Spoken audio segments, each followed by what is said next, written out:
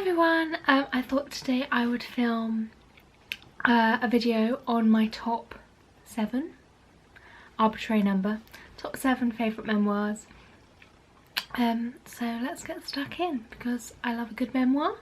So the first one I've got is The Little Virtues by Natalia Ginzburg.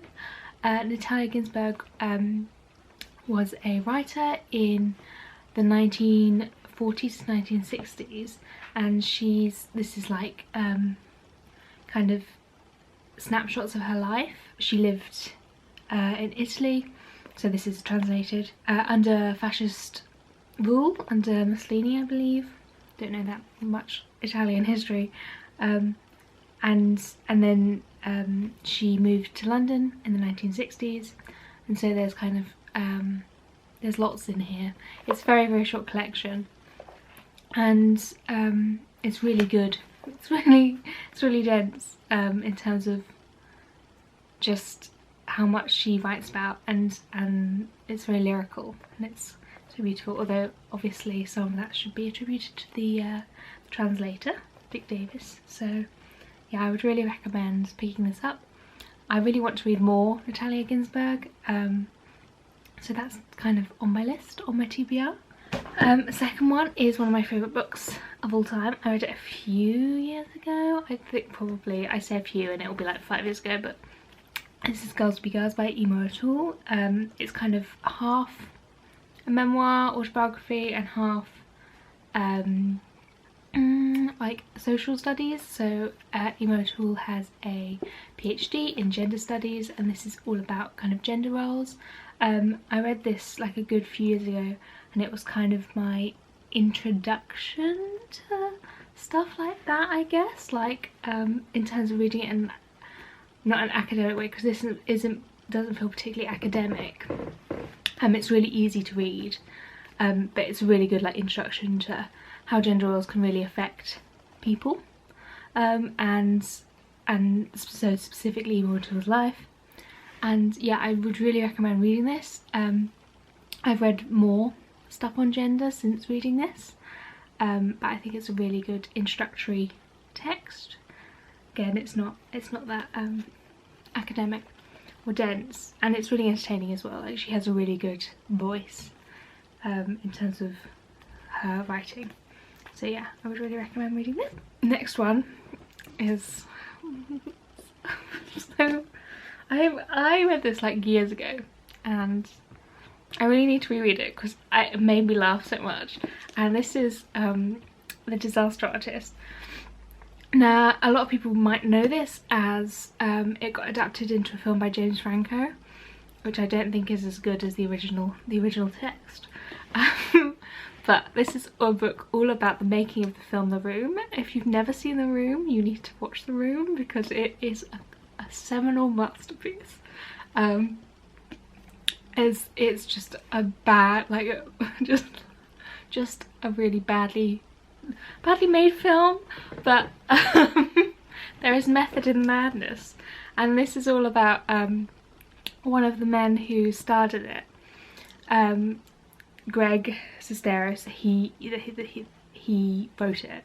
This is his memoir about working on the film, and how he got to know the man, the myth, the legend, Tommy Wiseau, who is the man who was behind the room and starred in The Room, and just like all the exploits that went down on that set, and how just it all went a bit tits up, to be quite honest. But in the end, something beautiful came of that. We got the Room, and this book is just as funny as the film, and yeah, as in just as funny as The Room. It's better than The Disaster Artist, which I thought was alright, but yeah. So yeah, this is like, I really recommend this. Is like just a fun book to read. So if you're looking for like a little levity in these trying times, I would really recommend reading this because it is genuinely very funny. The next up is by one of my favourite people of all time, the Queen, the Princess. That is Carrie Fisher. Rest in peace. Love her. This is her last autobiography. She'd written a series of autobiographies before then, and this is all about her working on Star Wars, the set of Star Wars, and like how she grew up in the stardom, and how she then kind of, you know, became Princess Leia. And this book got a lot of press because it's got details about her relationship with Harrison Ford, and I don't remember, I think this is, so these are like journals from when she was working on the first Star Wars movie, and it's just, it's like funny and like sad, and it kind of, her voice really comes through, and I just love Carrie Fisher a lot. Yeah, so if you are into Star Wars or found Carrie Fisher a beacon of light, because I did love Carrie Fisher, I would really recommend reading this. I think it's easy to devour, so yeah, would recommend. All of these, of course, I would recommend. This is a book recommendation. Yeah. So the next one is, I think quite a lot of these have been made into films, but it's Wild by Cheryl Strayed. I'm sure everyone knows Wild. If you don't know Wild from the film, or if you don't know Wild from the book, you probably know it from the film, and if you don't know it from the film, you'll know it because it was included in the revival of Gilmore Girls. This is a book all about Cheryl Strayed, who, when she was in her mid-20s maybe, or late 20s, or maybe even early 30s, I don't really know. Her mother died and she went through a divorce, and kind of went off the rails a little bit. And this was her just deciding to hike the Pacific Crest Trail, which runs down the west coast of America, I believe. Yes, 1100 miles of the west coast of America alone, so she hiked it alone, with very little understanding of what it would entail.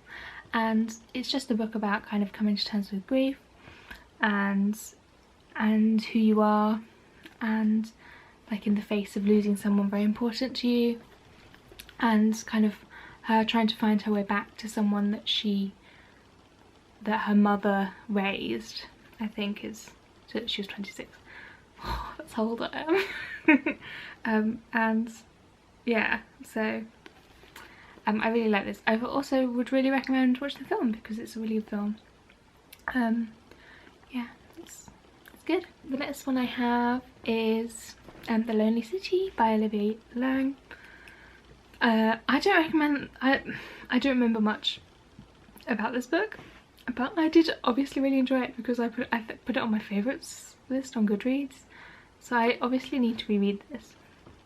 But this is all about Olivia Laing moving to New York and just being quite lonely, and kind of wandering around the city and finding solace in the art that's in the city. So it's kind of like an autobiography, but also about artists that she really likes and their biographies as well.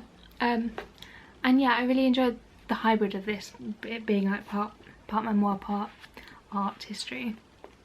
And yeah, it's great. As I said, I don't remember a huge amount about it, but I did like it, so I trust my past self. And finally, my favourite book, maybe my favourite book of all time, in a very like, yeah, it's like, it's just heavy, but it's really, really good. Yeah, so this is Know My Name by Chanel Miller. This came out last year, and this was my favourite book of 2019. This is all about Chanel Miller, who, if you don't know, she was the woman who was sexually assaulted by Brock Turner in, well, was it Stanford? At Stanford University, and it became like a big case. And she was known initially as Jane Doe, and this is her kind of stepping out and telling her story. And this book is just, astonishing.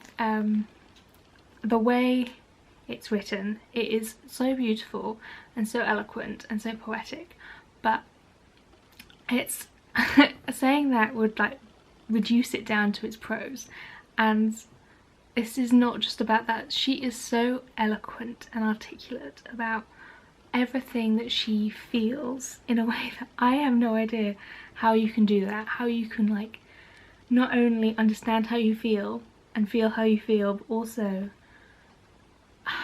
have the words to put it into this book and then publish it for everyone to see. She published a letter when she was anonymous to Book Turner, which went viral through BuzzFeed, and she talks about that as well, and that was also very soul-bearing and wonderful, and I think people really connected with it when it was published, and this kind of extends on that to the tune of about 400 pages 300 pages, and it's a lot. It's kind of, if I could recommend any book to anyone, it would be this, but also it is a really hard read in terms of, it made me cry about like 20 times. I devoured this in a couple of days, which probably wasn't that good of an idea, while sitting next to my flatmate on my sofa, and I kept crying, and I'm trying to hide the fact that I was crying. But this book, just, it's incredible. Like, it is so incredible, and yeah, just read it. Chanel Miller is also, seems to be such a nice person. She draws like little cartoons, and she's great. I follow her on Instagram, so also follow her on Instagram. So that is my #1 memoir. The rest of them, not really in any order, but this book is the one for me. Woo! There we go. Yay! I love memoirs. I read a lot of them, a lot of biographies. So if you have any recommendations, please leave them in the comments. Thank you for watching, and I'm sure see you next week. Take care of yourselves, and I'll see you then. Bye!